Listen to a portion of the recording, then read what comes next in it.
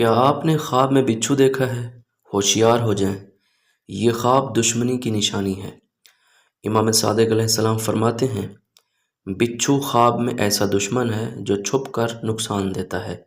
یہ وہ لوگ ہوتے ہیں جو آپ کے قریب ہیں مگر دل میں بغض چھپائے بیٹھے ہیں۔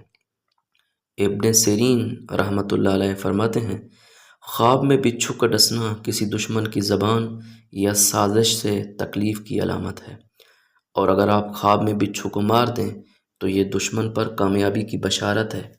اگر خواب میں آپ بچھو سے ڈر رہے ہیں تو یہ اس بات کی طرف اشارہ ہے کہ آپ کسی خطرناک شخص سے دل میں خوف رکھتے ہیں یا کسی سچائی سے بچ رہے ہیں۔ تو یاد رکھیں، خواب میں بچھو صرف ایک جانور نہیں بلکہ ایک منافق، سازشی اور چھپا دشمن ہو سکتا ہے۔ خوابوں کی تعبیر جاننے کے لیے ہمارے چینل کو سبسکرائب کریں اور اپنا خواب کمنٹ۔ کیا آپ نے خواب میں بچھو دیکھا ہے؟